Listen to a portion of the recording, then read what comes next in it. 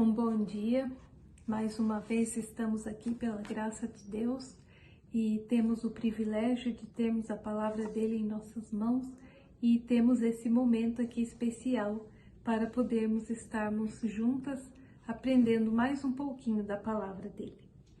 E agora nós vamos estudar então a lição da terça-feira, nesta manhã, dia 27 de abril, e o tema A Verdade é Revelada, o terceiro tópico da nossa lição de hoje, da nossa lição desta semana. Vamos ver se nós conseguimos, ainda dá tempo, né? Hoje é terça-feira, mas ainda dá tempo de tentarmos memorizar o texto-chave da nossa lição dessa semana, que está em Atos, capítulo 4, versos 19 e 20. Julgai vós se é justo diante de Deus ouvir-vos antes a vós do que a Deus, porque não podemos deixar de falar do que temos visto e ouvido. Vamos continuar trabalhando para memorizar esse verso. A verdade é revelada. A pergunta A. No dia seguinte, o que os líderes judeus exigiram? Eles exigiram que eles se reunissem em Jerusalém, que fossem reunidos os seus principais, os anciãos, os escribas, e Anás, o sumo sacerdote, e Caifás, e João, e Alexandre, e todos quanto haviam da linhagem do sumo sacerdote. Eles exigiram que eles se reunissem em Jerusalém e que os discípulos fossem interrogados acerca daquela cura que tinha sido realizada, daquele homem coxo.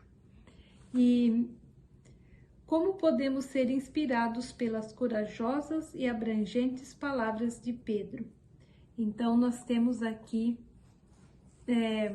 o verso de Atos 4, 5 a 11. Eles interrogaram então os discípulos e pediram para que eles declarassem em nome de quem eles tinham feito aquele milagre, tinham operado aquele milagre. E então Pedro, cheio do Espírito Santo, lhes disse: Principais do povo e vós anciãos de Israel, visto que hoje somos interrogados acerca do benefício feito a um homem enfermo e do modo como foi curado, seja conhecido de vós todos, de todo o povo de Israel, que em nome de Jesus Cristo, o Nazareno, aquele a quem vós crucificastes e a quem Deus ressuscitou dos mortos, em nome desse é que está diante de vós. Ele é a pedra que foi rejeitada por vós, os edificadores, a qual foi posta por cabeça de esquina.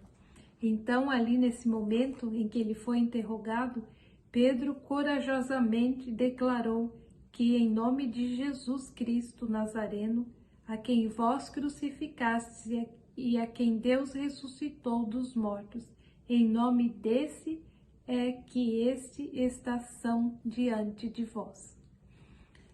Ele declarou que foi em nome de Jesus Cristo que havia operado aquele milagre, aquele a quem eles haviam crucificado. E eu achei muito interessante, porque aqui no texto diz que no mesmo ambiente, diante de alguns daqueles mesmos homens, Pedro tinha vergonhosamente negado seu Senhor.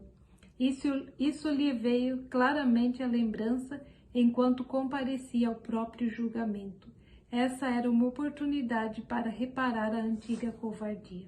Então Pedro usou essa oportunidade aqui para que ele pudesse limpar a mancha da sua apostasia, honrando o nome que uma vez havia negado. Que lindo, né? Deus deu essa oportunidade aqui nesse momento em que Pedro estava declarando, também ali testemunhando de Jesus sobre aquela cura que havia sido realizada daquele homem enfermo, e também ele aproveitou a oportunidade para poder limpar a mancha da sua apostasia. Agora ele era um homem convertido, um homem cheio do Espírito Santo, e ele usou essa oportunidade para poder reparar a antiga covardia.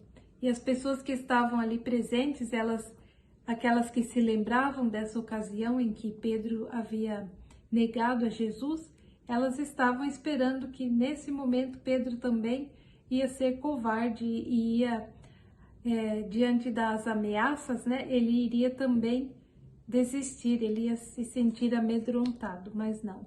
Ele estava nesse momento cheio do Espírito Santo e ele não se acovardou, ele testemunhou ali de Jesus. Qual foi o clímax memorável da resposta de Pedro? Aqui está o verso de Atos 4:12. E em nenhum outro há salvação, porque também debaixo do céu nenhum outro nome há, dado entre os homens pelo qual devamos ser salvos. Então ele declarou aqui que em nenhum outro há salvação e também não há nenhum outro nome dado entre os homens pelo qual devamos ser salvos. E como ela permanece válida diante das perigosas teorias populares de hoje? Hoje existem muitas teorias e nós devemos ser muito cuidadosos, inclusive essa aqui que fala, né, que nós devemos tomar muito cuidado porque muitas delas, elas desvalidam a palavra de Deus, né? Considera a Bíblia como uma ficção. Nós devemos vigiar muito para que essas teorias não nos levem a descrer da palavra de Deus. As teorias espiritualistas a respeito de Deus neutralizam o poder de Jesus Cristo. Se o Senhor é uma essência que se difunde por toda a natureza, então ele habita em cada homem e para atingir a santidade o ser humano só precisa desenvolver a capacidade que tem em si mesmo. Essas teorias a respeito de Deus tornam sua palavra sem efeito e aqueles que as acolhem correm grande perigo de ser finalmente levados a considerar a Bíblia toda uma ficção. A vontade humana desajudada não tem poder de fato para resistir ao mal e vencê-lo. As defesas da alma estão destruídas. O homem não tem barreira para guardá-lo do pecado. Uma vez que as restrições da palavra de Deus e de seu Espírito são rejeitadas, não sabemos a que profundidade o ser humano pode descer. Que triste, que perigo, né, isso daqui.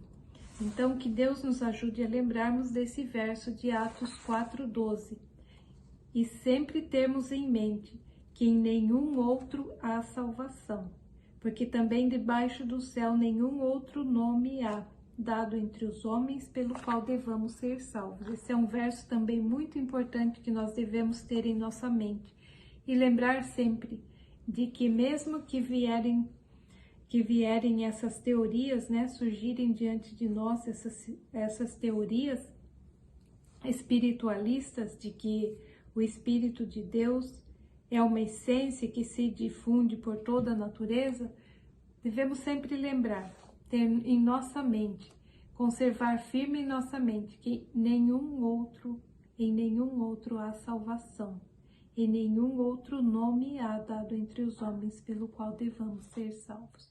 Que Deus nos ajude a termos sempre isso em nossa mente e que nós possamos ter um dia abençoado meditando na palavra e no amor de Jesus. Amém.